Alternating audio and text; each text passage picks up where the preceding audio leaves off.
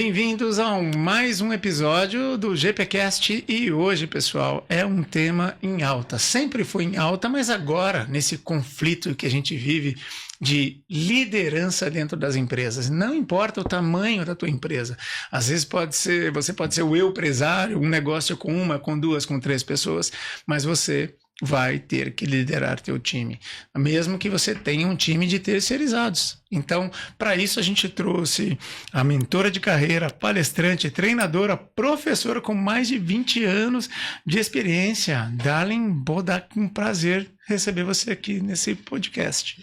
Obrigada pelo convite, doutor. Uma honra para mim estar aqui, poder também trazer, esse assunto tão importante que é a liderança, que às vezes sempre fica naquela coisa, né? Como que a gente vai fazer? Como que vamos engajar as pessoas? O que pensar, às vezes, através das pessoas? E assim a gente acaba perdendo a ideia de que o ideal seria perguntar a cada um o que é importante, né? Isso traz engajamento, isso traz uma série de possibilidades. Mas não vou ficar dando spoiler aqui antes de a gente conversar. Olha, Darlene, eu sempre gosto assim de trazer pessoas e passeando e convido vocês a conhecerem o LinkedIn da Darlene já para agora dar um pause. Vai lá, abre uma janela, uma aba, não sai disso daqui porque senão o engajamento cai, mas abre a aba do LinkedIn para você entender um pouquinho sobre o que a gente vai falar, para você ter mais proveito, tá? E eu queria que você falasse um pouquinho sobre essa trajetória na transformação da performance dos teus mentorados, dos teus liderados. A gente fala tanto de performance e às vezes dá a sensação de que é um peso para carregar a performance, mas eu vejo que você leva isso como uma missão, né, dentro da tua jornada, do teu trabalho. Como é que você desenvolveu esse propósito de fazer essa transformação nos teus alunos? É bem interessante essa pergunta, né? Porque eu sempre digo que ela começa de um ponto que a maioria dos profissionais, ou melhor, a maioria dos seres humanos não querem olhar, que é o tal do autoconhecimento. Então, até quando eu comecei a estudar um pouco mais aprofundadamente para criar minha metodologia, eu falei, não, tem que criar uma metodologia. Eu gosto de a gente ter uma base, um estudo, algo que realmente faça sentido para as pessoas. Então, ficou ali o primeiro pilar. Eu coloquei o autoconhecimento, porque o líder, para ele ser efetivo e para ele chegar na tal famosa alta performance, ele precisa primeiro se conhecer. Porque às vezes o que é auto performance para você e o jeito que você performa é muito diferente do meu. Imagina uma pessoa que ela é mais analítica, ela começa a ter como espelho uma pessoa extremamente prática. É confuso.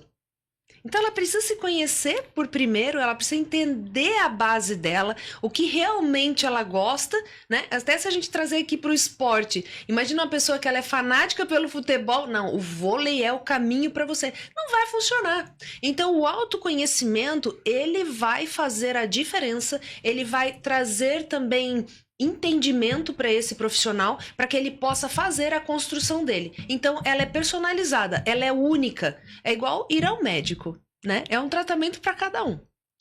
Ótimo, eu vejo assim, é um conteúdo que eu sou entusiasta, eu gosto bastante de ler, gosto bastante de consumir os conteúdos, porque é o dia a dia, né? Eu lido com pessoas na minha formação, eu fui cuidar de pessoas, né? Eu escolhi a medicina para lidar com gente, né?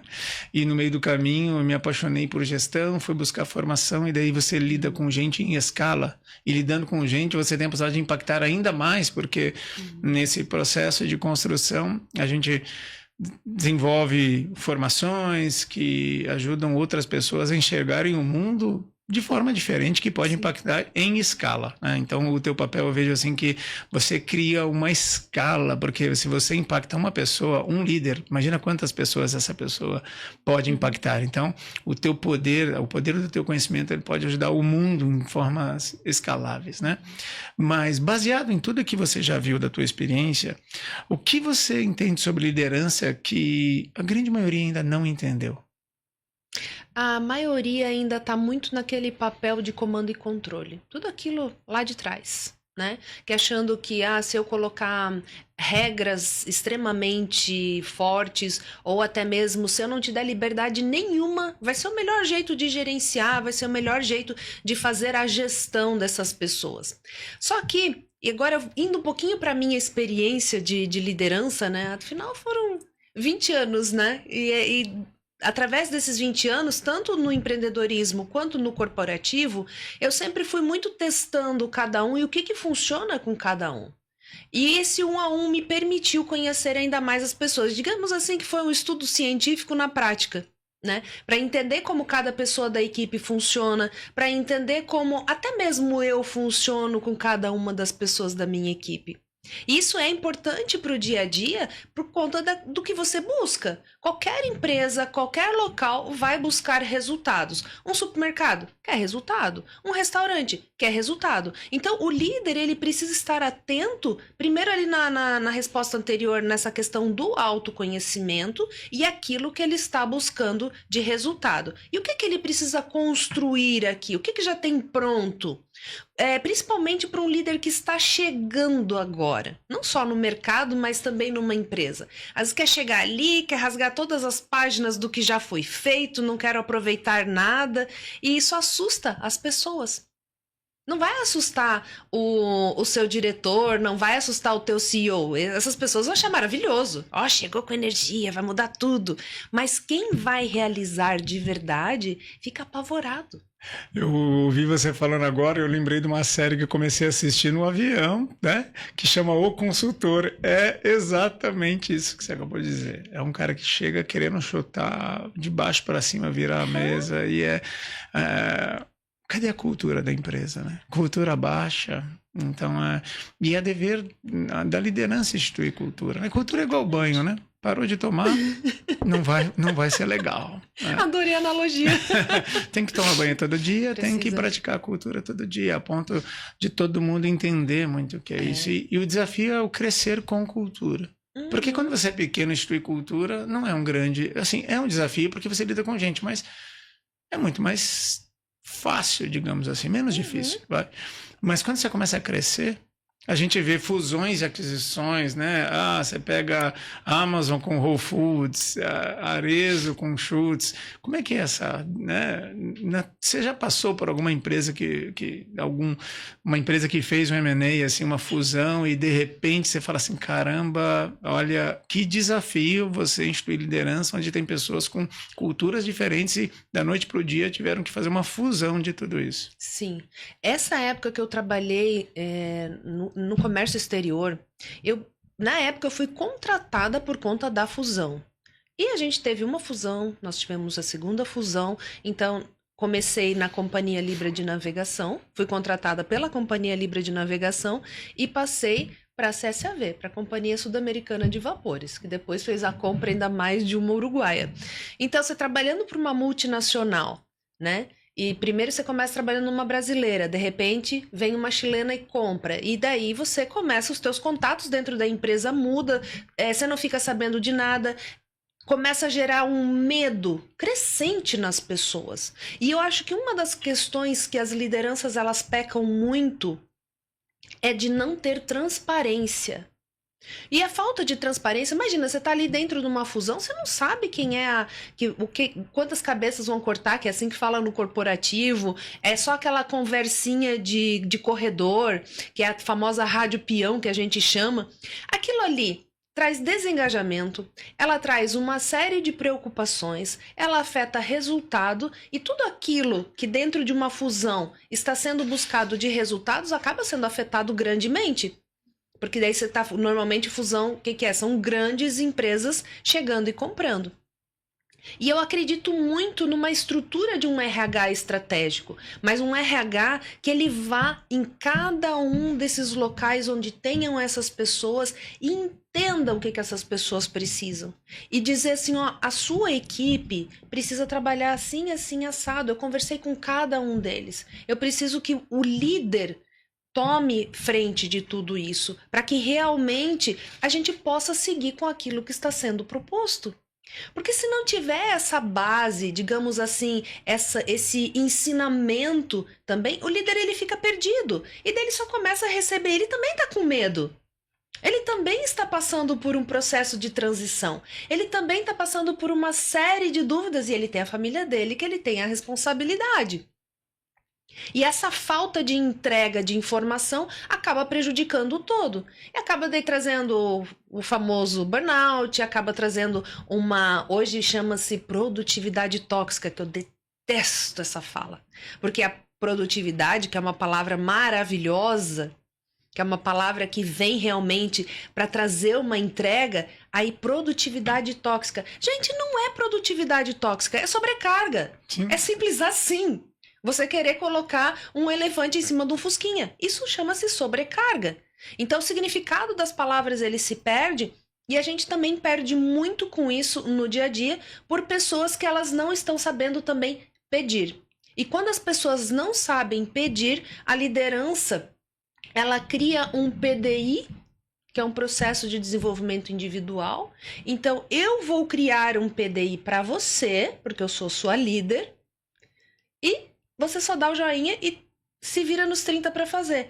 Será que não seria melhor eu sentar com você e entender, será que esse PDI aqui que eu tô criando para você vai funcionar? O que você percebe que você pode contribuir mais? Ou qual que é a tua aptidão real? Ao invés de eu achar o que você tem que fazer. Quanto de tempo será que a gente economiza quando a gente faz 1 a 1? A gente entende o que é possível cada um fazer, a gente cria um acordo, eu te ajudo dentro deste acordo e você sai diferente dessa reunião. E sabe o que é engraçado? Eu vejo assim, o quanto a cultura populacional de um país ou de uma comunidade, ela impacta no nosso desenvolvimento de... Por exemplo, vamos puxar aqui, traduzir isso aqui, vamos sem delongas. Imagina o seguinte, se eu te contrato para produzir 20 caixas. E se você produzisse 20 caixas no período da manhã, à tarde você estaria de folga. Se eu te contrato para produzir 20 caixas. Então a gente precisa de uma reavaliação de cultura. Por um lado, um empreendedor, o empresário, ele contrata para você por uma jornada de trabalho de 8 horas. Uhum. Daí eu te dou uma meta, se você bater a meta de 20 na hora do almoço, amanhã eu te dou uma meta de 40. Uhum. Entende? Então assim, qual é o benefício de eu fazer 20 até a hora do almoço? Nenhuma. Ponto. Então eu preciso ter um pouquinho mais de clareza de saber como que seria um modo de remuneração por produtividade. Por um lado, eu tenho um empresário que precisa desconstruir o tempo, porque um dos maiores problemas da empresa hoje é o presenteísmo. Eu estou dentro da tua empresa, mas não estou lá. Eu só estou fisicamente lá, mas eu estou no celular, eu estou na copa, estou no banheiro, eu estou trancado em algum lugar, fazendo uma fofoca, não estou efetivamente produzindo. Daí você tem que vestir. Não, é o seguinte, vamos criar uma remuneração por unidade produzida. Uhum. Então, se você produzir 100 unidades hoje, você vai ganhar 100 vezes aquele valor. Sim. Daí você começa a falar assim, opa, quer dizer que quanto mais eu produzir, mais eu vou receber? Essa é a política. Então, a partir do momento que eu crio jornada e tempo, remuneração dia, se eu for mais ou menos improdutivo, daí você começa a trabalhar com os objetivos. Você tem que vestir a camisa, O cara não vai vestir tua camisa, meu filho. Ele tem um comprometimento em cumprir 8 horas de trabalho, não em produzir nada. Então, às vezes, a cultura produtiva versus o desalinhamento de remuneração gera os problemas que a gente tem hoje. Bem industrial, né? É muito arcaico ainda. Preciso estar ali, né? Uhum. Você falou de arcaico, eu queria puxar uma pergunta que eu queria fazer para você. Esse sentido de controle e comando ainda funciona na liderança? Por que você está pedindo? Porque eu posso, porque eu sou teu chefe. O sentido do capataz. Sempre tem alguém cobrando, alguém mandando. Fica aquele link entre o planejamento estratégico, daí você tem o tático, que é um mandador, né? Um delegador aqui de coisas. Isso está presente ainda na maioria das empresas? Ainda funciona, ao teu ver? Na verdade, nunca funcionou, né? Ela está presente, mas ela nunca funcionou. Porque até se a gente for olhar nessa questão que você diz, eu te contrato para você fazer 20 caixas. Então, até meio-dia você me entregou as 20 caixas bem feitas. Não precisou retocar, não precisa de nada. Então, foi legal você ter tocado nesse ponto, que eu lembrei de uma palestra que eu dei e chegou no final da palestra, um dos empresários, ele parou e falou assim, eu quero te fazer uma pergunta. Eu tenho uma pessoa que trabalha comigo... Ela trabalha remoto ela entrega rapidamente todo o trabalho dela. E eu percebo que ela passa muito tempo ociosa. Daí eu falei assim, bom, vamos começar aqui uma análise básica. Ela te entrega, certo? Entrega. Entrega bem ou mal ou mais ou menos? Não, entrega bem. Bem, bem, bem, bem. Muito bem. Você tem vontade de se desfazer dela? Ai, quando eu vejo que ela tá ociosa, eu tenho. Eu falei, opa, temos um problema aí. Quero fazer alguma coisa para desenvolvê-la. Eu falei, quem é a pessoa do departamento dela que melhor entrega? Ela. Qual foi o dia que ela perdeu um prazo? Nenhum. As outras pessoas que, teoricamente, estão ali 8 horas com a cabeça baixada, que estão produtivas, já perderam prazos. Eu falei, onde está o problema? Aí ele quer dar mais 20 caixas para ela fazer. Então, onde que está o problema real? Ele falou, o que você acha que eu deveria fazer com ela? Eu falei, bom... Dá uma promoção, né? Promover, pô. Dá um ela prêmio. Ela não quer promoção. Ela quer continuar onde ela está. Aí ele falou assim, mas será o que ela está fazendo nesse outro tempo? Daí eu falei assim, praticamente, qual que é a mais importante para você nesse momento? É o que ela está entregando, como ela está entregando e o porquê ela está entregando ou o tempo? Porque se você sentar com ela para fazer um PDI e entregar para ela um PDI, pode ser que ela não vá gostar. Tem também a questão da alta produtividade dela, porque ela trabalha com material criativo, ela trabalha aqui, ó, dentro da mente dela. E ela tá te entregando uma arte, ela tá te entregando algo que vai chamar a atenção do teu cliente para chegar até você. E o que teria mais valor? Ela te entregar esse trabalho bem feito e o teu cliente vir, e ela faz isso em 4 horas muito bem feito, mas quem garante que nessas 4 horas que você acha que ela não está trabalhando, ela está lendo, ela está se atualizando, ela está vendo o que as outras pessoas estão fazendo para que ela possa fazer melhor. Então aí entra muito bem a questão do comando e controle. Existe sim, é velado, como muitas coisas no corporativo elas são veladas. Mas ainda assim, onde que fica? A gente sabe que o empresário ele quer ter lucro, mas se a pessoa está entregando, aí entra num local que se ele passar mais atividades para ela, pode ser que ela vai perder essa magia que ele deveria perguntar para ela, o que você faz nessas outras 4 horas? O que você faz para ter tanta criatividade? O que você faz para... Sabe o explorar? Entender o que ela faz? Parar no olho no olho, fazer uma chamada de vídeo com ela, entender qual que é a situação? E daí vem aquele bom e velho organograma de cargos e responsabilidades. Você contrata a pessoa por uma coisa objetiva, ela vai lá e entrega. Uhum. Daí você começa a observar que ele é muito eficaz. Que bom, um funcionário que não dá problema entrega muito. Se ela não está afim de subir, deixa onde ela está, porque ela é um problema menos para você lidar. Isso, e ela deixa claro. E assim, o grande problema é que você começa a se incomodar, porque você acha que não está pagando pela entrega, e sim está pagando pela hora. Exatamente. E daí você começa a voltar no conflito. Eu preciso que ela trabalhe 8 horas por dia. Daí você quer um funcionário que fica lá enrolando as 8 horas que ela podia fazer em 3, 4. E o que ela está fazendo? Ela está desfrutando da competência dela. A hora que todo mundo fica sabendo que ela está 4 horas ali tranquila, o pessoal começa, opa, eu também quero isso. Como é que eu consigo fazer para ser mais produtivo? Você começa a estimular o benefício que é um intangível, porque não é o quanto você ganha, é o quanto você está tranquilo para fazer outras coisas, né? Ela podia ser uma multiplicadora dentro da empresa, mostrando como que ela faz, ensinando outras pessoas como é que ela faz. Preciso promover essa pessoa? Não, de repente ela pode ser uma pessoa-chave de treinamento para multiplicar tudo isso daí. Eu trabalhei numa empresa que eu perguntei, qual que é o sistema de promoção aqui? Porque eu já estava bem preocupada quando eu entrei, né? Que eu vi as promoções do jeito que estavam sendo feitas. A gente vê que a pessoa está indo bem ali no departamento dela, a gente coloca ela para ser gestora. Tá, mas e a questão da capacitação, entender se essa pessoa realmente vai ser um bom líder? Porque eu já tenho 3 aqui para demitir.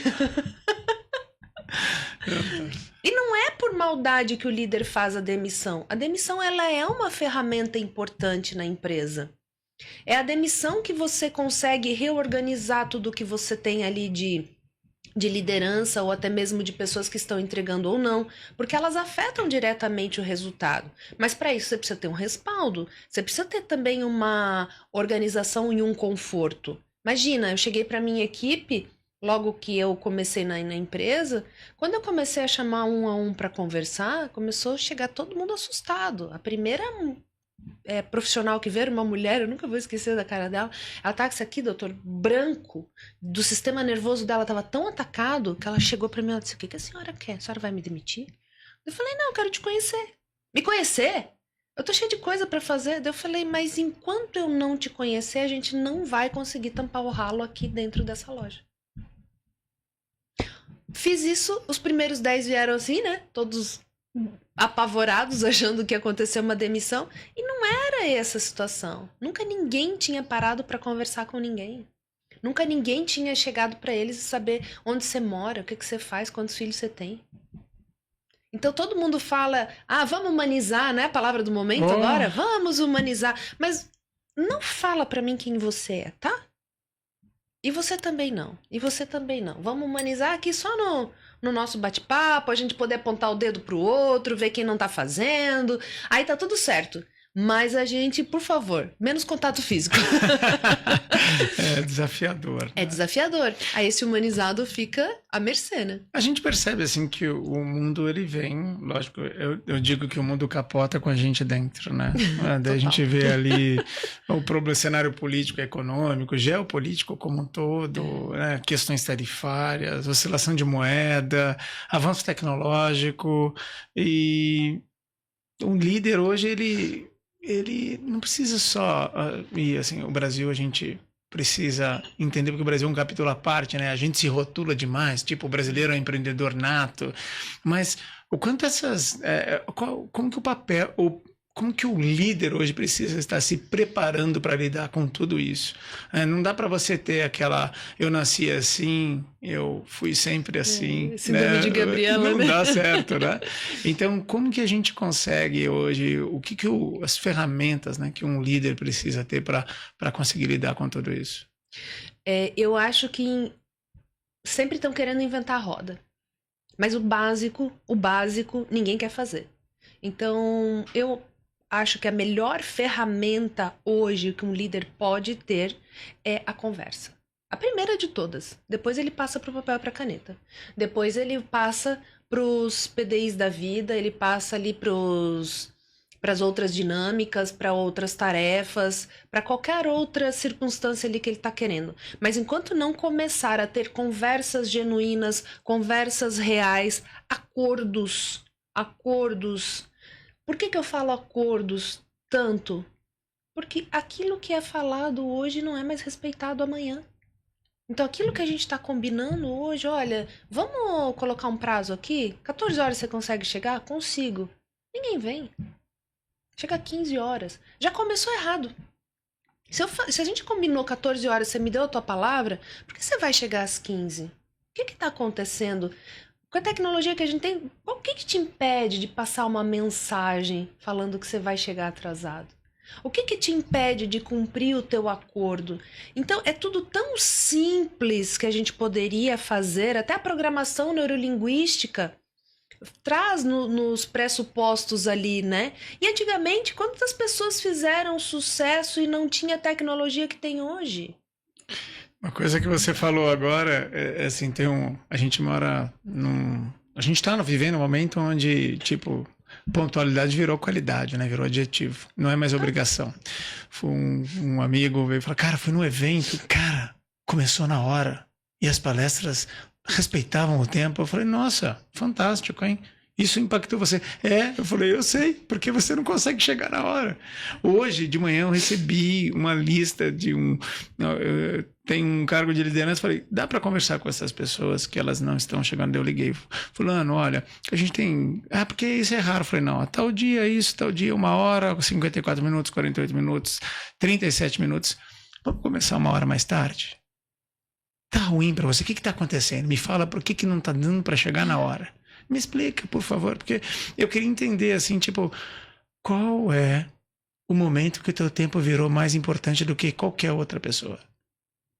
É uma questão de respeito, meu. Se você fosse ficar esperando 1 hora alguém, você ficaria? Eu sou neurótico com o horário. Chego meia hora mais cedo, tal.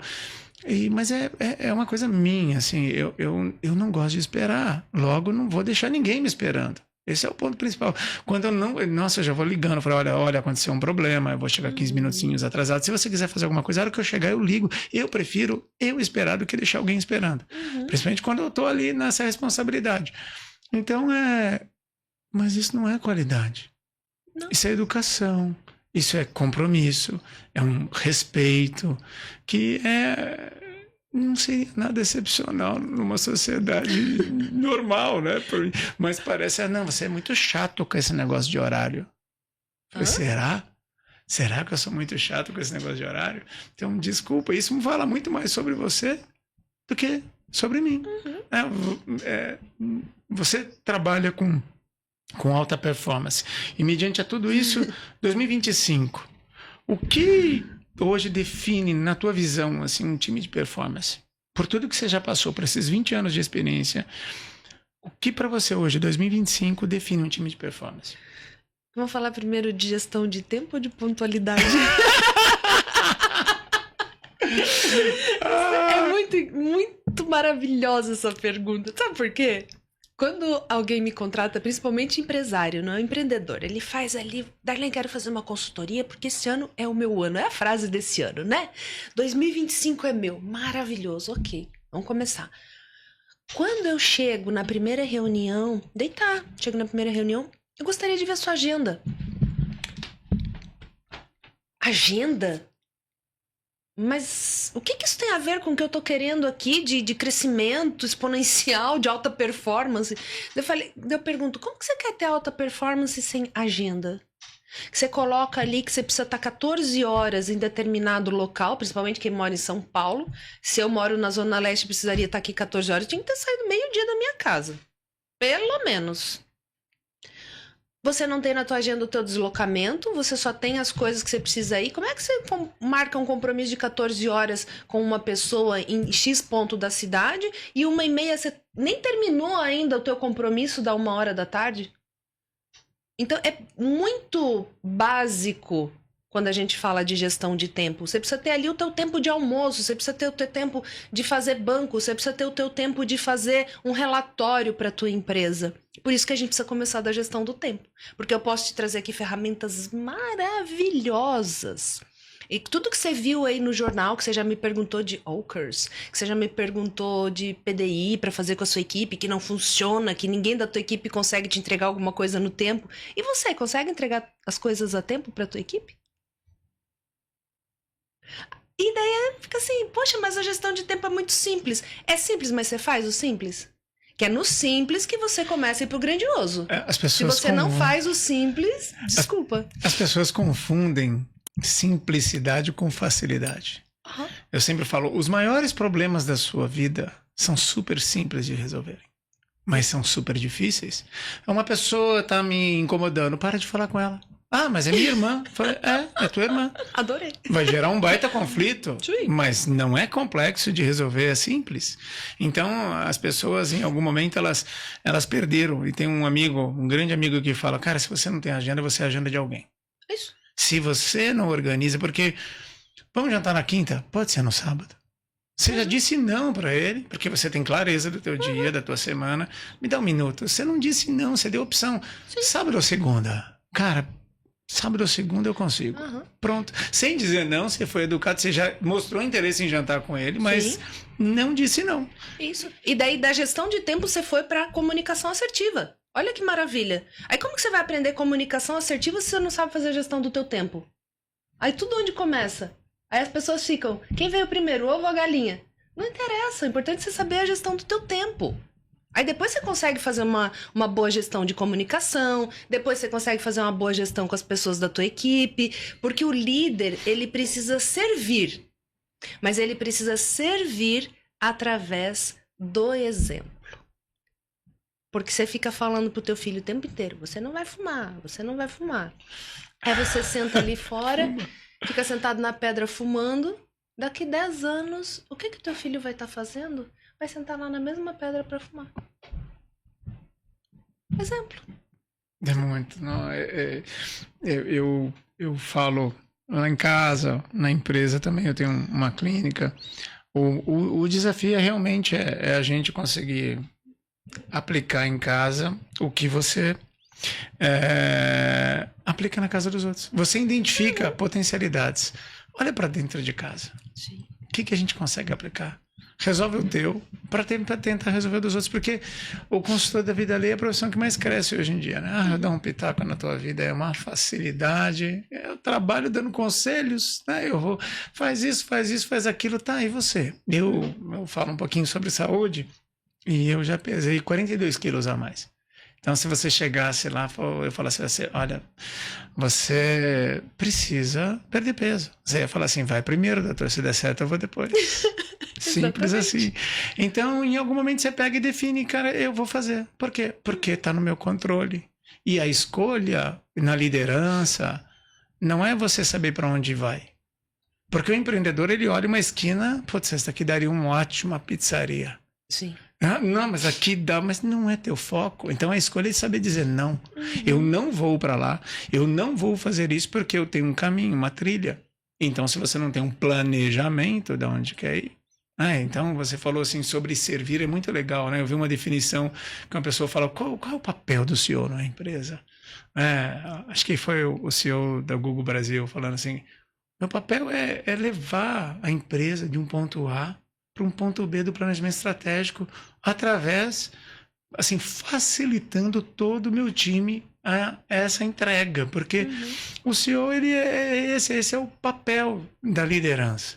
Potencializar, te dar ferramentas, então, como que eu posso ajudar? Vamos sentar aqui nesse setor, a gente está tendo um problema, vamos sentar, debruçar junto para a gente ver o que está acontecendo para trazer soluções internas, né?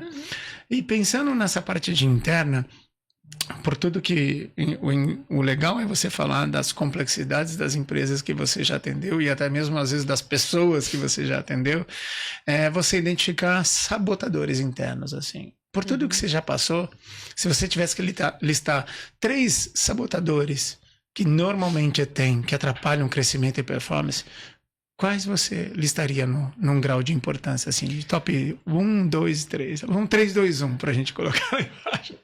Bom, se a gente for olhar pela análise da inteligência positiva, né? Eu acredito que as pessoas, o hiperrealizador, ele acaba tendo uma energia muito grande e ele apavora, na verdade, as pessoas, né? Quando ele tá vivendo muito esse viés. Outro sabotador também é o insistente. Ele é chato. Porque daí ele colocou na mente que tal determinada coisa dá certo e a escutativa dele morreu. Então as pessoas ficam até com medo de chegar nele, né? E isso acaba sendo muito cansativo. E o hipervigilante vem com chave de ouro para dizer também que ele fica muito em cima das pessoas e daí ele fica prestando atenção demais o que cada um tá fazendo. Ele não respeita o tempo de cada um, ele não respeita até mesmo. Aí volta para aquele primeiro passo lá que eu te falei. Eu não conheço o meu colaborador, então, por exemplo, não me importa se ele é muito bom em Excel e ele não é bom em apresentação. Eu quero que ele faça uma apresentação para mim. Quanto tempo que essa pessoa que não é muito boa em apresentação vai demorar? Se o foco dela, ela é muito boa no Excel, de colocar ali em fórmulas, de criar o que for necessário. Mas de apresentação, essa comunicação falada não é o forte dele, ele não está treinado para isso. Então, entender o que cada um pode entregar também dentro da empresa.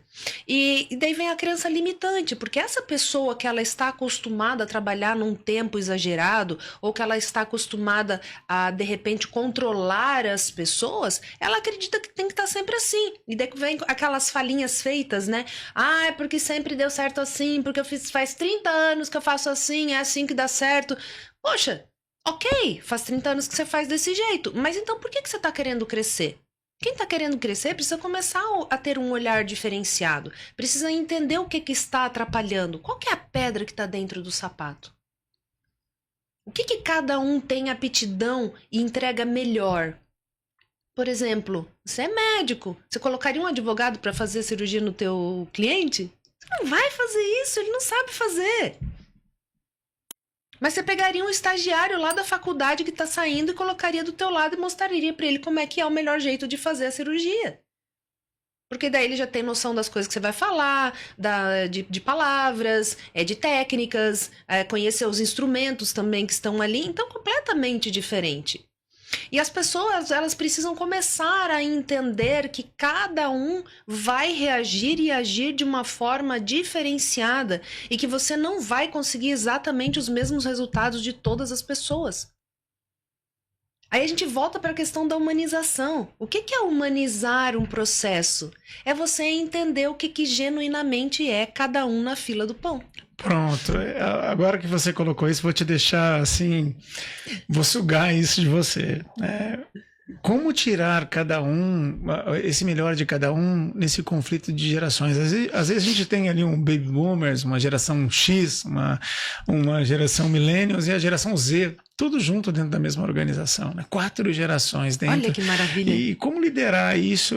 Eu preciso ter estratégias diferentes, eu consigo colocar isso tudo dentro de um guarda-chuva só. Como lidar com esse conflito de pessoas que não querem ser cobradas, mas quando não são cobradas não entregam, se são cobradas reclamam, um que trabalho, quando vê você tomando café ele já começa a reclamar, você tá vendo, o cara não entrega porque fica ali falando, começa a gerar essas historinhas assim dentro da nossa, do dia a dia ali de trabalho de uma corporação que se tornou um natural, né? Sempre tem o grupo paralelo. Sempre vai ter o grupo paralelo. Por isso que eu falo que a gente tem que utilizar da ferramenta chamada demissão. Porque é na demissão que você começa a melhorar o teu time. Então, eu já vi muita empresa também que falava assim, aqui a gente não demite ninguém. Aqui a gente não demite ninguém. Mas também não arruma ninguém. Mas também não treina ninguém. Mas também não busca melhorar ninguém. Péssimo. Imagina, então, que uma montadora de carro até hoje ela não buscasse por tecnologia, ela não buscasse por melhorias ou testar os veículos que ela está colocando no mercado, que daí é questão de conforto e segurança para a tua família. Será que você ia querer comprar aquele carro ainda? Você não ia querer mais comprar aquele carro. Sendo que já tem outra companhia ali que está falando em segurança e conforto e você pensa o quê? Poxa, meus filhos, minha mulher. Você vai querer o melhor sempre para essas pessoas. E o teu pai e a tua mãe, se você vê que estão naquele carrinho velho ainda, de quando você era criança, você vai falar assim, poxa, como que vocês têm coragem de viajar num carro desse que não dá conforto e segurança? Porque você se preocupa com eles, por mais que eles tenham idade. E quando a gente vem para a questão da corporação e a gente mistura toda essa gente, né? Porque o baby boomer sabe tudo. E ele nasceu para fazer dinheiro. Só que a gente também tem os baby boomers que eles não têm a mesma qualificação do outro, ele não tem também o mesmo olhar que o outro, ele também não evoluiu. E às vezes ele fica sentado ali falando do etarismo, mas ele também é o primeiro a dizer, 30 anos a gente sempre fez assim, era assim, assim e deu certo. Só que hoje a gente tá em outra época. E o que me fez apaixonar pela geração Z? Eu sou mentora numa empresa, na First, e eles me presentearam, eu nem vou dizer que foi um trabalho, eles que não me escutem, né? Mas é um trabalho maravilhoso, que eu fui convidada para ser mentora dos estagiários da Petrobras. E no ano passado eu comecei a fazer esse trabalho. Então, poxa, sabe o marketing não tem esse costume de falar, mas é teu nicho? Não é teu nicho? Vamos nichar? Não vamos abrir para... Eu falei, não, eu quero trabalhar porque eu sou muito curiosa. Sou muito curiosa e eu queria saber o que vai ter laboratório, falam. Né? Muito. É ciência pura trabalhar com o ser humano. Maravilhoso. Comecei a trabalhar com essa geração. Com a geração Z, que não liga o vídeo. Gente, eles são maravilhosos. O que eles têm ali de inteligência, de sagacidade, mas eles também são tímidos. Eles também têm inseguranças. E muitas vezes eles não ligam o vídeo por medo e insegurança. Por achar que tá com muita acne no rosto e naquele dia não tá legal. Ou uma menina que tá com o cabelo... Sabe aquela semana que o cabelo da mulher não arruma? Não vou... Ai, desculpa, Darlene, não vou ligar hoje meu vídeo que meu cabelo não tá legal. Maravilha, mas você participa? Participo. E eles começaram a entender que virou um ambiente de segurança, um ambiente seguro a nossa mentoria. Que a gente poderia conversar tudo aquilo que estava dentro da pauta, mas eles também aprenderam a confiar no meu discernimento e naquilo que a gente podia fazer de troca. Eu comecei a descobrir planos de carreira excelentes, lindos, sonhos maravilhosos. Muito medo de perguntar para o gestor até onde eu posso ir. Muito medo de escrever num currículo, eu tive resultados. Muito medo também de colocar lá no seu LinkedIn que fez o treinamento de toda a gestão ali porque desenvolveu um sistema novo dentro da Petro. Mas por que você está com medo de falar isso? Porque eu sou muito jovem. Eu não tenho essa experiência. Você acabou de me contar que você fez esse negócio e treinou todo mundo. O que eles falaram? Que o teu treinamento foi ruim?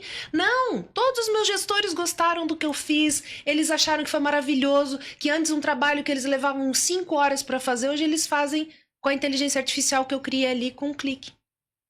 Então, a insegurança, ela bate na porta de todo mundo. Essa questão da saúde mental e também entender... Eles também sentem pressão, eles também sentem estresse, eles também sentem um monte de coisas, igual a gente. E quando eu falei pra eles, a gente chegou no ponto, tá, mas a senhora acha que a gente... Esse senhora daí entrega a idade da mentora, né? Mas o que a senhora acha? A gente faz um concurso, a gente vai pro corporativo. Daí eu falei, o que você quer fazer? Ah, eu quero fazer um concurso. Se você quer fazer um concurso, o que mais vai te dar trabalho? Você estudar de verdade, eu tô falando de verdade. Estudar de verdade é 14 horas por dia para um concurso. O que vai te dar mais trabalho? Você, hoje, aos teus 20 e pouquinhos, estudar de verdade para um concurso ou quando você chegar nos 40, você estar se lamentando por não ter feito esse concurso? E se você quer um concurso de verdade, saia da turma da balada e entre na turma do concurso. Que vocês unidos, eu sei mais disso aqui, eu te ensino, eu sei mais de tal coisa, eu te ensino. Se você for pra balada sexta-feira, esquece o final de semana. Sábado vai ser ressaca. Você não vai ter energia para estudar.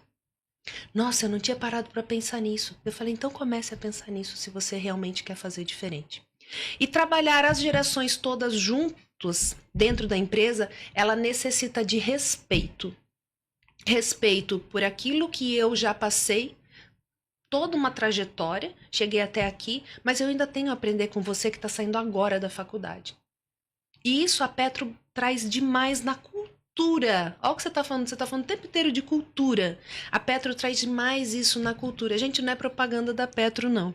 É só porque, como eu vivo muito esse lugar, eu fico feliz, porque quando você vive em empresas que não têm cultura, só tem um papel na parede bonitinho lá escrito os valores, e ninguém olha para o outro como um ser humano, isso não é viver a cultura. Isso é qualquer outra coisa, menos viver a cultura. E se as pessoas, independente da idade, elas possam sentar, conversar, criar planos e principalmente concordar e discordar, porque hoje as pessoas têm uma dificuldade muito grande. Nós podemos ser amigos, correto? Mas tem coisas que você vai falar pra mim, eu falar, desculpa, Rizieri, eu discordo de você. Igual a historinha lá, vamos jantar na quinta? Sábado é melhor. E tá tudo bem. A gente está num momento de catequização, né? Você Exatamente. tem que concordar comigo. E o discordar virou...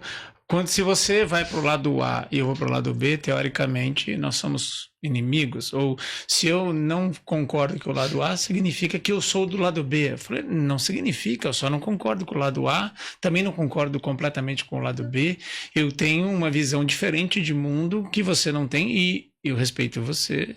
Mas, vamos nos respeitar, né? Eu acho que o desafio maior é isso hoje. Eu acho que as pessoas elas precisam entender que não é uma partida de futebol a vida, o trabalho, a vida, as tuas escolhas. Se você torce para um time, você não é inimigo do outro, né? Então, eu vejo, você estava falando um quesito currículo que a gente tem essa dificuldade de colocar, e há pouco tempo atrás eu estava reescrevendo meu currículo para o padrão americano, é completamente diferente. Você tem que colocar teus resultados, os teus projetos e resultados. Daí você fala assim, você fica inibido de escrever. Sim. Daí você fala, caramba. Sim. Mas assim, é normal. Daí você pega modelos e fala, caramba. Daí você começa a falar, eu fiz aquilo, fiz aquilo, fiz aquilo. E o pior, quando você vai escrever aquilo, e Às vezes a tua liderança fala assim, mas não foi uma ideia só sua. Eu falei, não foi, mas foi um projeto que eu desenhei, desenvolvi. E isso aqui eu não, é simplesmente para poder colocar. Você vai... Experimenta pedir uma carta de recomendação de uma empresa que você já trabalhou como ali dentro fixo. Falei, esse cara tá querendo me processar. Ele vai me colocar na justiça trabalhista. Ele fica... Ele tá querendo arrumar outro emprego, ele vai me deixar. Pô, não, relaxa, é só porque eu tô num processo específico que eu preciso da tua carta. Não é, você quer que eu assine algum papel dizendo que eu não vou pleitear nada depois no segundo momento, não vou usar essa carta para absolutamente nada. Então, assim, a gente vive um mundo de desconfiança e assim... É conflituoso você viver hoje nesse país, assim, e porque vai para todos os lados, né? O que eu observo, assim, tem muita gente que alguns casos, né? Muita não, vai. Alguns casos você vê que a liderança ela começa efetiva, você vê que a empresa está bem alinhada, o líder está ali, mas em algum momento ele se perde no meio do caminho. E não é por uma decisão, mas é por uma mudança de comportamento.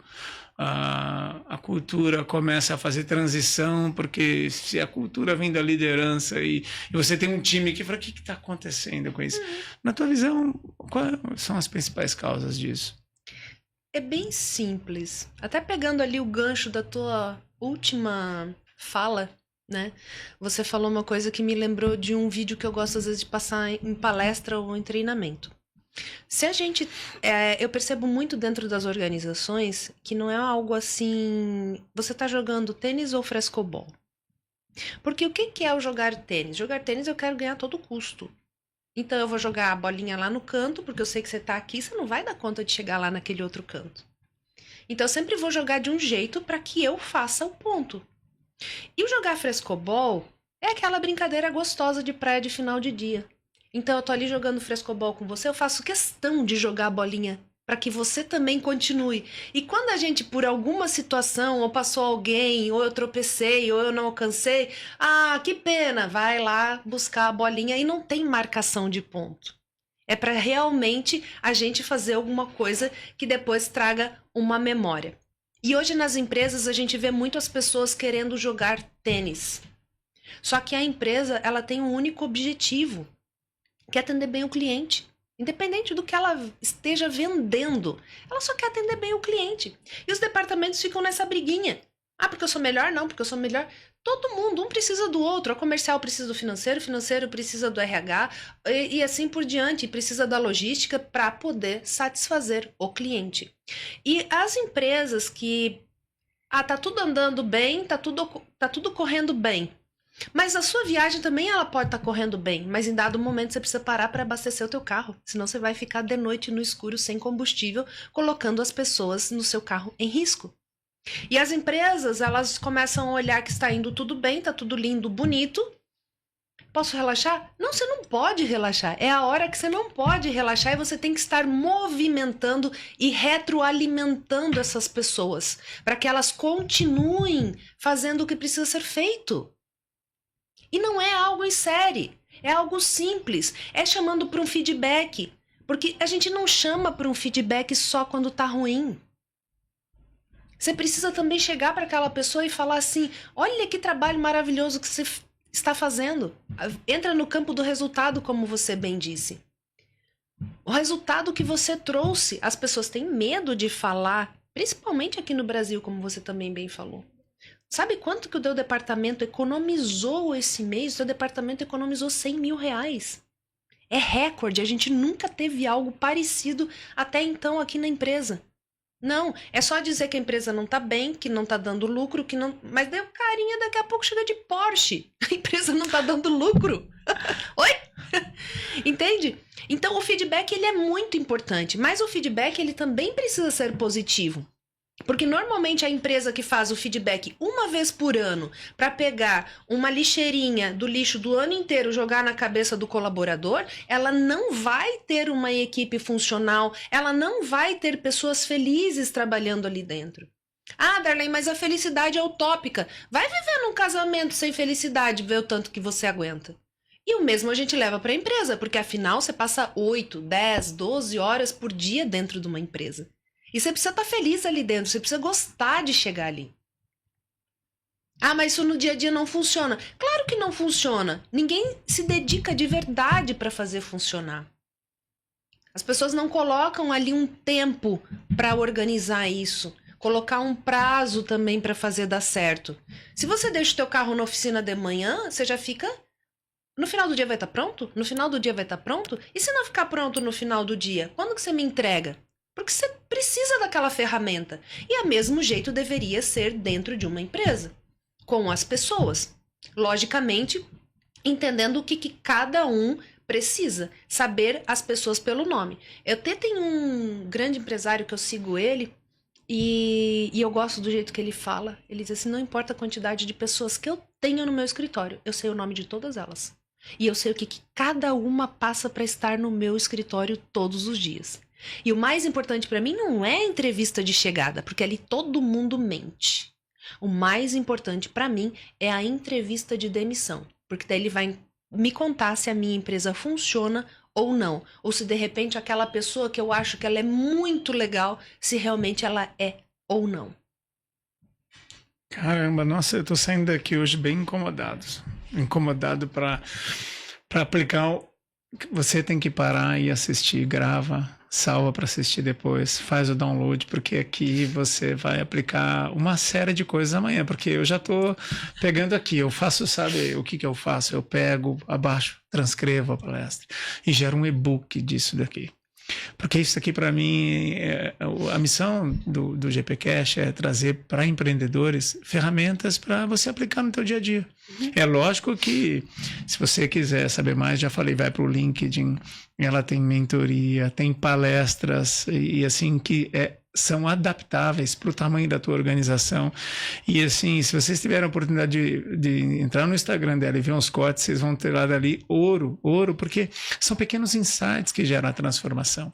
Né? Então, esse papel de construção, que eu vejo que liderança é que nem o vinho, né? Quanto mais tempo você está assim, pressionado sobre aquele cargo, porque é um cargo que te gera pressão. E solidão. Né? E é solitário, que muitas vezes você não tem com quem dividir.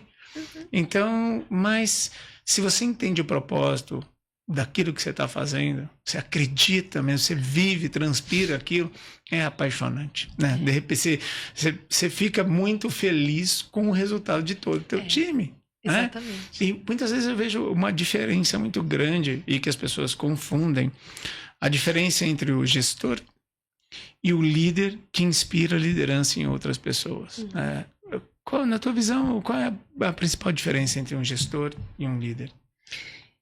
Enquanto você estava formulando a pergunta, eu lembrei de uma coisa que o meu pai, ele sempre pregava muito, e a gente é copião, né? E eu trouxe isso para minha vida. Meu pai sempre falou de confiança. Naquela época não tinha esse negócio de networking, de disso, de daquilo. E na época, quando ele abriu o nosso restaurante lá no litoral de Santa Catarina, que Santa Catarina você sabe, né? Só funciona 3 meses no ano. E todo mundo chegava assim, Bodak, você é louco de abrir um restaurante aqui no meio desse areião? Ele falava assim, eu vou colocar uma luz aqui na frente e vai vir uma pessoa. Eu vou servir tão bem essa pessoa, eu vou entregar o meu melhor, que essa pessoa vai trazer mais pessoas, e depois, quando você vê, vai estar lotado isso aqui. Dito e feito, ele conseguiu. Então, não importa onde você esteja, o que importa são os elos de confiança que você vai criando ao longo da sua vida. Então, o que isso quer dizer, né, na vida real? Poxa, mas a gente vai criar um elo de confiança, eu vou te contar coisas chatas e eu vou ser punido por isso. O que é melhor para você? Você me contar algo chato, você confiar que eu vou te ajudar a resolver, ou deixar a bomba estourar? E se dentro de uma liderança a gente cria também um elo de confiança, independente do que esteja para acontecer. Se eu chegar para você e falar assim, Rizieri, olha só, a gente está construindo aqui uma confiança extrema, desde que a gente começou a trabalhar juntos, que é o famoso fio do bigode de antigamente, que hoje em dia não existe mais. Eu só vou te pedir uma coisa. Nesse momento eu não posso abrir para você o que exatamente está acontecendo, mas eu só peço para você confiar em mim. que em tal momento a gente vai poder sentar, conversar e não precisa ficar com medo. Eu estou aqui para fazer esse anteparo dentro da nossa equipe. Eu estou aqui para trazer tranquilidade para que enquanto você esteja trabalhando numa ponta, eu estou trabalhando em outra e no momento certo a gente une as informações e a gente consegue um bom resultado. Então, essa falta de transparência, eu não sei também se isso é uma questão cultural, porque o meu pai, ele não era brasileiro, então ele sempre trouxe muito forte tudo.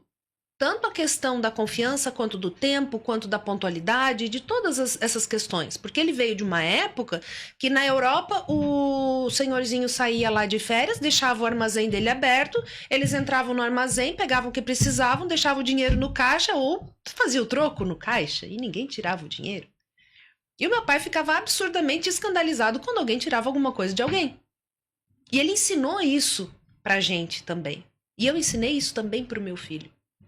E é muito provável que meu filho também vai ensinar. Só que eu não fiquei limitada a ensinar isso só para o meu filho. Por todos os lugares que eu passei, eu fiz questão de deixar essa marca. E eu faço isso até hoje também com o meu cliente. Poxa, Darlene, mas é só eu que vou fazer isso na minha empresa, então? Eu falei, se uma pessoa começar a fazer, você vai mudar o teu departamento. Se você mudar o teu departamento, vai vir um curioso perguntar o que você fez para mudar. Esse um curioso que te perguntar vai começar a espalhar o teu nome dentro da empresa. E isso provavelmente você vai começar a criar uma nova cultura dentro da empresa. Ou melhor, talvez vocês vão viver a cultura que está escrito lá naquele quadrinho dourado, que foi pago uma fortuna para ele estar lá na empresa, porque tem que ser o melhor, o mais bonito, da melhor gráfica, do melhor moldura, do melhor tudo. E talvez possa começar por você viver. Aí você faz uma escolha. Ou você sai do lugar que você tá, porque não está vivendo a cultura, ou você começa a viver a cultura dentro do seu departamento. Que show, que show. Na tua visão, assim, eu tive uma reunião há 30 dias atrás com uma pessoa do meu time e falei, a gente precisa pensar em uma maneira.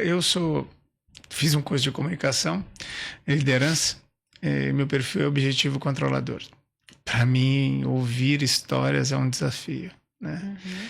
Chega um momento que você só vê boca, né? Eu tô ali, minha cabeça tá longe, então eu tô me forçando, tô trabalhando, tentando me moldar para eu ser mais objetivo, tentar falar o que essa pessoa tá passando. O que ela não está me contando que tem ali que eu não estou conseguindo enxergar. Porque isso está afetando o resultado. A gente criou metas comportamentais. Olha, academia é para todo mundo. Se todo mundo for na academia, 70% do tempo, eu remunero vocês. Eu remunero vocês. Então, eu tenho um interesse genuíno que vocês cuidem da saúde de vocês. Por outro lado, me traz um indicador. Que você ganhando a academia, se você atingir uma meta de 70% em cuidar de você mesmo, que é a saúde, mesmo assim você não tem, então temos alguns problemas aqui. Alguns problemas que transcendem o trabalho, o dinheiro, problemas pessoais, ausência de tempo, ausência de foco, você não está na tua escala de prioridade, porque não existe nada mais egoísta do que a tua saúde. Eu não sinto nada com a tua saúde. Teu marido, teus filhos não sentem absolutamente nada. Eu não sinto nenhum sintoma seu. E o benefício também eu não sinto nada. Eu posso colher de forma indireta. Mas se você não tem intencionalidade de cuidar de você mesmo, quem terá? Eu vejo a vida inteira você, porque o fulano, porque você fez a escolha. A culpa remete a algo negativo, mas culpa não é negativa, é resultado das escolhas que você faz. Tive um sucesso gigantesco, culpa sua, você se dedicou, foi lá, abriu mão de tantas saídas na sexta-noite, né? E no final você colheu um bom resultado. Olha a culpa, o quanto ela é positiva, a consequência. Culpa e consequência parece ser algo super negativo e só é o resultado de escolhas que você faz na vida. E isso é difícil porque você não pode apontar nada para ninguém. Eu tive filhos, abri mão. Mulher ela tem uma vida muito pesada porque ela tem vários compromissos que a sociedade impõe. Mas é porque a gente dá muito ouvido para a sociedade. Então eu tenho dificuldade de gravar, de falar as coisas. Tinha, né? E porque eu ficava pensando o que as pessoas iam falar. Mas eu falei, mas por quê? Se a vida é única, a jornada é sua, a opinião dos outros é só a opinião dos outros. Agora, como eu enfrento a opinião dos outros, daí é um problema meu. Eu preciso me cuidar. E você começou falando sobre autoconhecimento. Então, o quanto o autoconhecimento ele está associado. A gente gravou um episódio há pouco tempo aqui com o Felipe Folli sobre oratória. Ele falou de autoconhecimento. Maravilhoso, Felipe Folli. Você vem aqui e me fala de autoconhecimento. No meu consultório, eu falo de autoconhecimento. Então, realmente você entender sobre o teu momento, o teu espaço e o que você está disposto a fazer por você. Você e mulher tem um desafio ainda maior. Mulher, mãe. Então, assim, a hora que você para e pensa assim, não estava pensando em mim nesse momento. Exato. Eu não estava no meu radar. E quando você foca, e não digo só profissionalmente, né? Como falar profissionalmente a teu respeito, porque você é uma expoente naquilo que você faz. Então, isso está muito no teu radar. Mas, às vezes, a gente, sem perceber, esqueceu a pessoa física. E sabendo que tua moeda de valor é tempo, quanto do teu tempo você se dedica para cuidar de você? Então não tem como não pensar assim, sem pensar, por que essa pessoa não está se cuidando? Porque o dinheiro não é desculpa para ir na academia. Se ela for, ela ganha um prêmio. Então, além de ela poderia ir simplesmente para ganhar um prêmio financeiro. E mesmo assim não acontece. Então falta, às vezes, a gente olhar porque você não consegue enxergar, olhar para dentro, né? Tentar os indicadores, eles estão ali para você raciocinar em cima deles, e não sim para ser uma métrica, né? Falar, olha, a gente teve um ROI disso, a gente teve uma taxa de retenção disso, a gente teve... Tá, mas como é que você tá? Me conta. Porque as pessoas elas não estão nem esperando essa pergunta. Não. Porque é reunião de resultado. Não... A pessoa fica até assim, perdida. Eu? Você quer saber de mim mesmo? Acaba o volume na hora. Até no livro do Pequeno Príncipe, essa semana ainda estava mexendo, mas o climatério às vezes não ajuda a gente, né? Então eu peguei ali uma frase. Eu gosto muito do Pequeno Príncipe. Eu li muito Pequeno Príncipe quando o Ivan era pequeno. E eu sou apaixonada. Então o essencial ele é invisível aos olhos, né? É uma frase assim que ela me toca bastante. E até quando eu criei a minha metodologia, o nome dela é os 4 As.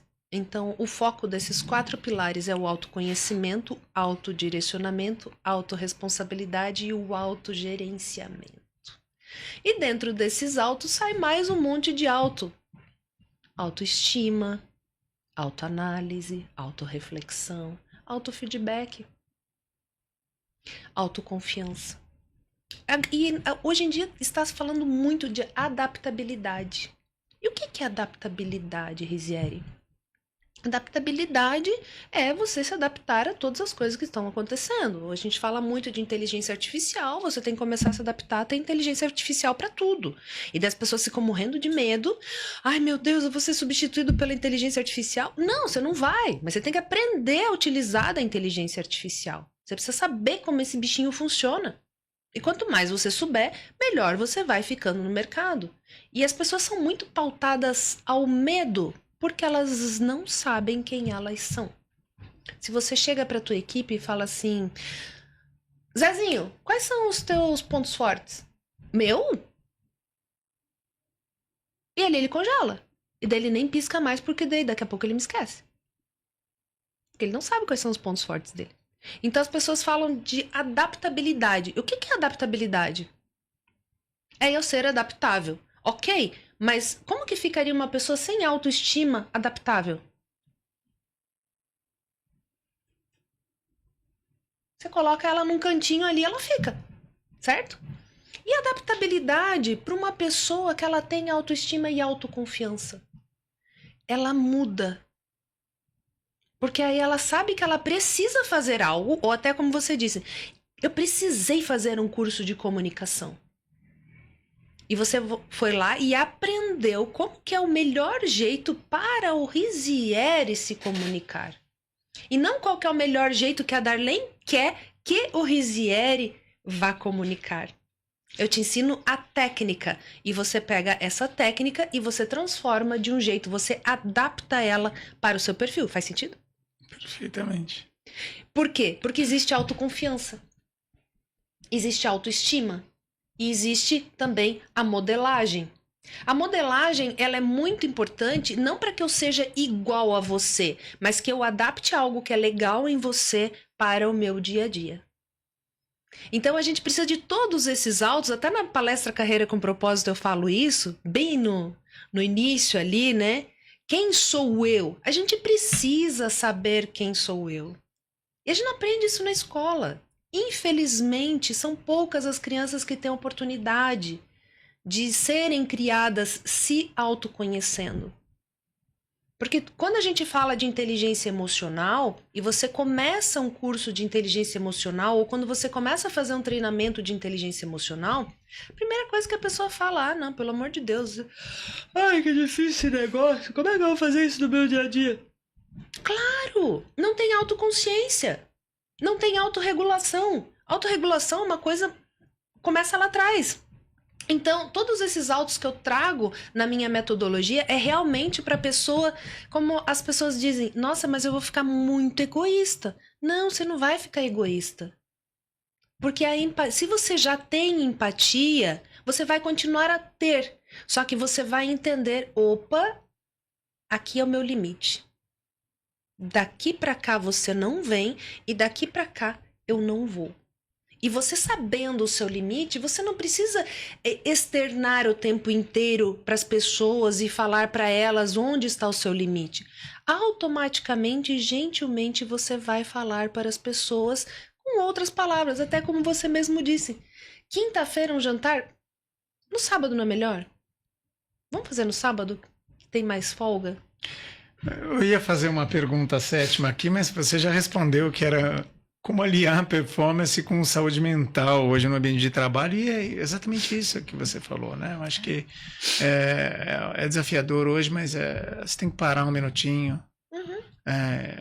E realmente a missão daquilo que você realmente está fazendo, ela não pode ser uma placa, ela tem que estar ali. Eu gerencio, né? A gente desenvolveu um protocolo de doutorado que é gerenciável, né? E a pessoa da portaria no hospital, ela tem que saber do protocolo. Ela tem que entender o que a gente faz. Porque tempo é vida. E hoje é o João, amanhã é a Maria, mas amanhã pode ser a tua mãe. Isso. Então, chegou ali a tua mãe, que é a Maria ou o João naquele momento, trate como se fosse sempre. Porque esse é o papel. A gente impacta a vida de famílias e com negócios, com produtos, a gente pode impactar isso numa escala absurda, não para uma pessoa, mas para centenas, milhares de pessoas. Olha, que enriquecedor esse episódio. Não, né? mas até se você me permitir um minuto, se a gente tiver ainda. Não, tem. Quando a gente fala, nessa última pergunta, quando a gente fala ainda de liderança, até um pouquinho antes você falou de controle. E o que é o controle dentro de uma liderança?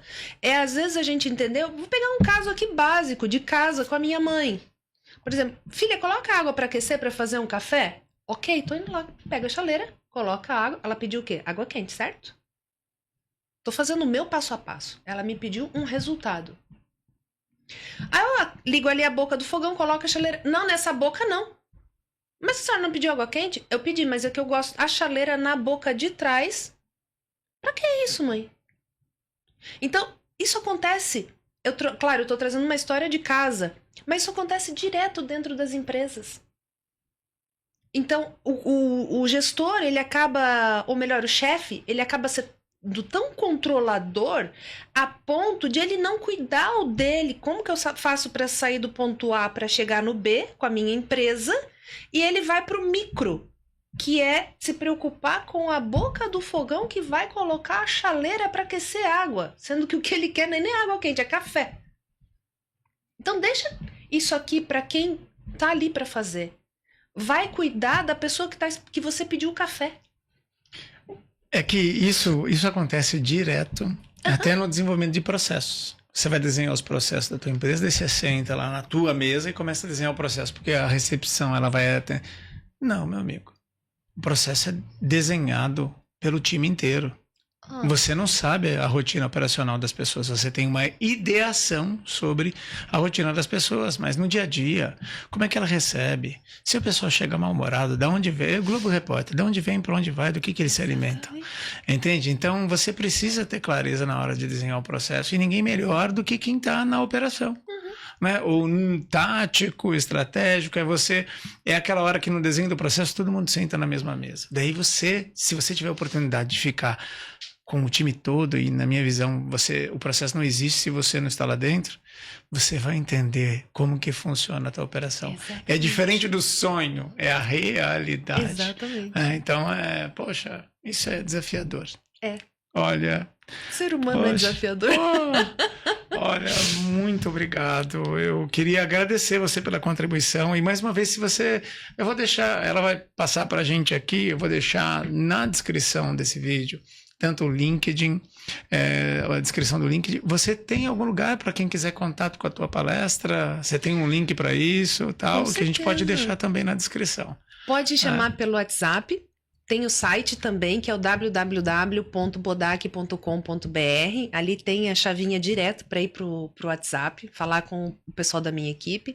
E você pode chamar também pelo 11 98784 1269, que é o WhatsApp, e também falar com a equipe para palestra, treinamento, mentoria e assim por diante. E lembrando sempre que o mais legal desse trabalho é trabalhar personalizado para cada um, independente, mas foi feito tal coisa com outra pessoa. Às vezes o que serve para um não serve para o outro. Porque se a gente for pro hospital lá precisando de sangue A positivo, o B positivo, eu acredito que não serve. Aí você me conta se não serve. Não serve não. Por favor, não façam isso. É a mesma coisa na vida real. Darlene, muito obrigado. Espero que vocês tenham gostado. Compartilhe esse episódio para aquela pessoa que precisa entender um pouco mais sobre liderança, gestão de pessoas. E se você sabe que semanalmente sai um episódio, então ativa o sininho, siga aí o canal e vai ser um prazer semanalmente estar presente na tua vida. Lembrando que está disponível no YouTube e no Spotify também. Você pode acompanhar o podcast com os novos episódios semanalmente. Um abraço para vocês. Mais uma vez, obrigado, Darlene. Eu que agradeço pelo convite. Foi sensacional o nosso bate-papo aqui e fazer essa troca de ideia, né? Porque eu também aprendi bastante com você. Obrigada. Eu que agradeço. Tchau, tchau, pessoal.